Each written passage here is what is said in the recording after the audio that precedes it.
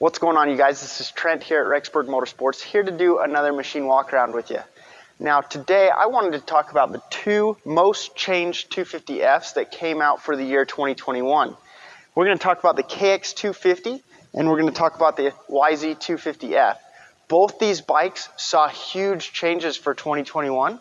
If you're looking for a 250F, these are the two that should be on your short list.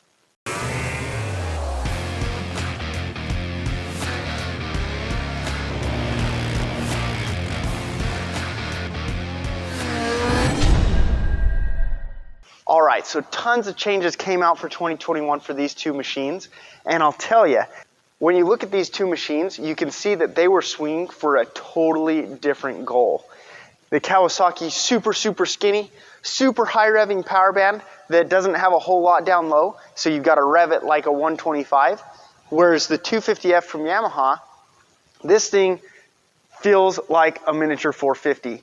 Low to mid style power band, still plenty on top to keep you revving her out, but this thing hits hard down low, and that's something that outside of the Suzuki, everything else in the class has kind of abandoned that type of power. So these two motors are totally different. So as you look at these two machines, trying to decide which one you would want to buy, think about what kind of rider you are. Do you like to scream the guts out of your machine? This thing revs to 14.5. Man, that's so far. Everything else, you know, right now, like the KTM, the Husqvarna, the Hondas, they all stop revving at about 14,000. This thing has got another 5,000 RPMs to go, and it's ready to use it. This thing is just ready to scream. Whereas the Yamaha, it still revs to 13.8, but man, there's no need to rev it that far because it works so well down low. This thing is going to have the snap to get you out of corners if you're more of a low to mid style rider. And what I mean by that is if you're a low to mid power user as you ride. Now, as you look at the way that Yamaha and Kawasaki design their motors, you can see how different they took on this design idea. So with the Kawasaki, you've got a bigger bore than the Yamaha, but a shorter stroke. It's also got a higher compression ratio where you're 14.1 to 1 as opposed to 13.8 to 1. Now with this Kawasaki motor, you've got the shorter stroke, bigger bore, you've got dual overhead cams with finger follower valve activation, and everything that they did with this motor was to make sure that it's revving higher. For 2021, they revamped this motor. It was an all-new motor for 2020. But for 2021, they added electric start, they added hydraulic clutch, and they totally redesigned their camshafts, their intake, their cylinder head. They really went through this motor to try to find more of that low to mid power band. You know, there's not a whole lot down low still compared to the Yamaha. They're still adequate to get you out of corners and stuff like that, but this is going to be a bike that Motocross Action in particular had said, if you want to ride the Kawasaki effectively, you've got to rev it like a 125, which is going to be fun. That's going to be a fun engine characteristics if you like to rev your bike. With this motor, it is the traditional design, so it's air intake in the back, going forward into the motor, and then out of the exhaust in the front and out the back. Now with Yamaha compared to the Kawasaki has got a smaller bore and a longer stroke. That lower compression ratio, 13.8 to 1, helps this bike spool up a little bit quicker. It's not as weighed down by that compression, if you will. And they've also got a different design in that their air intake is up front, goes downward right into the front of the motor, and then the exhaust actually comes out the back, wraps all the way around the motor, and then out the back.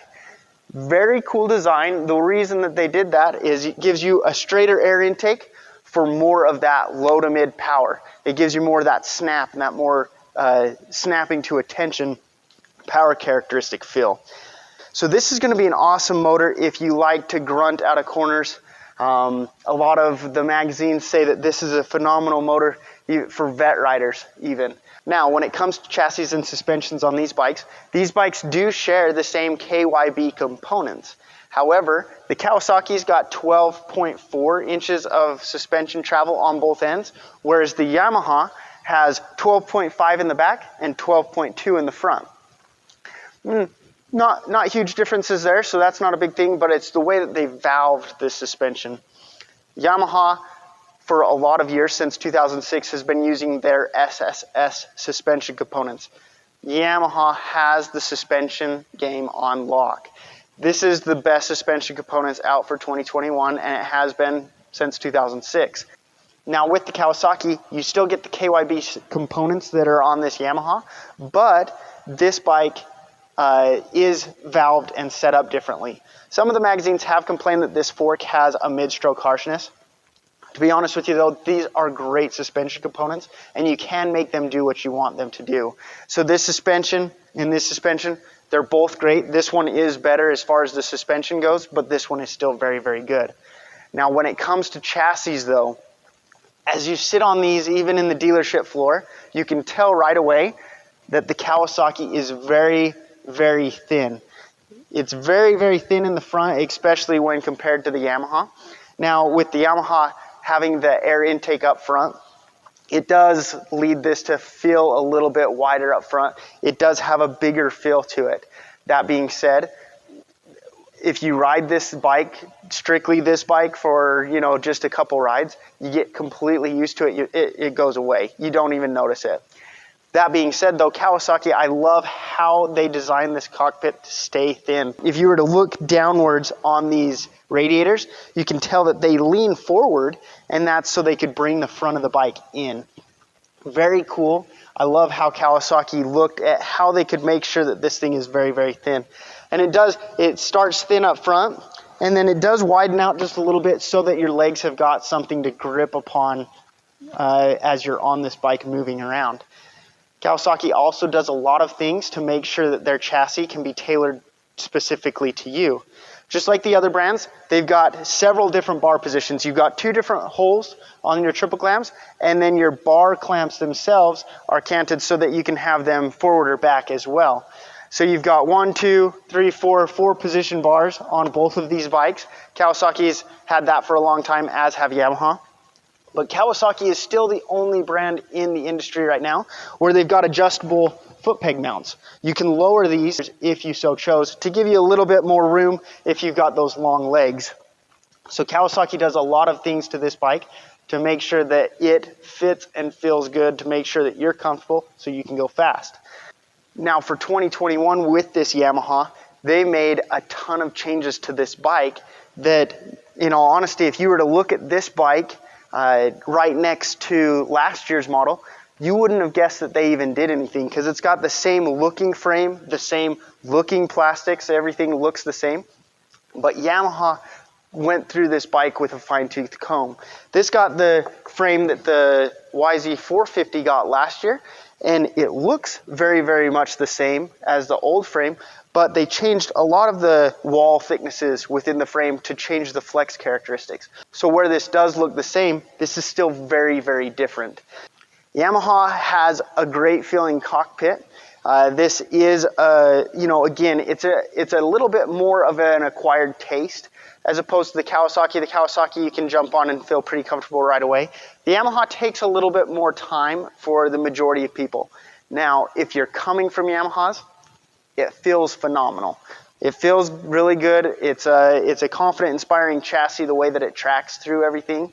And, having that little bit more of a bike underneath you to grab, a lot of riders do really like. Some don't. So just be aware of that. As you're looking at these two bikes, that is something to consider. But again, if you were to ride this bike a couple times, that feeling goes away, and there's a reason that this bike keeps winning all the shootouts, because it's so good in every area. Now, this bike though, one of the very cool things that they've got is they've got their GYTR mapping tool. Now, this is a free app that you can download onto your phone. I've done a video on this before. It is a phenomenal app. This app allows you to change for free your ignition timing, your fuel mapping, and it allows you to tailor this power specifically to what you want it to feel like. So if you do want it to hit a little bit softer down low, because this thing is a brute compared to the other 250s in the class, you can change that with your mapping, and that's something that's very, very cool. On that GYTR mapping app, you can track hours, you can track maintenance intervals, and you can do all that mapping stuff. It's very, very neat. So that's something, if you do have a Yamaha, check out how to use that app because it's a very cool tool to have. They've got their plug-and-play mapping couplers. So you get 3 couplers, the stock, a mellow, and aggressive mapping coupler that you can change just right over here. It's nice and easy to make sure that you're making this power feel like you want it to. Kawasaki does also have an accessory mapping tool that you can change the mapping and ignition timings if you so chose in their accessory catalog. With both of these bikes, they are both phenomenal. They are looking to tailor towards a different style rider completely when you look at these two machines, but they make excellent options. If you are in the market for a 250 4-stroke to race this next year, to ride this next year, these two bikes give you great options, and I do believe you would be happy on either one. But they are very different. It's not so much just pick a color, it's pick a power placement that you like, pick a chassis feel that you like, pick how you like your suspension to feel. These bikes are great. Now, as you come in here to Rexburg Motorsports, we would love to show you more and more about these two bikes. Kawasaki and Yamaha have some winners on their hands when it comes to their 250 4-strokes. And truly, if you are in the market for a 250F, you've got to look at these two bikes. These are going to be great options that'll give you a year of fun for sure. Come on in here to Rexburg Motorsports. We'd love to chit chat with you. And thanks so much for watching this video.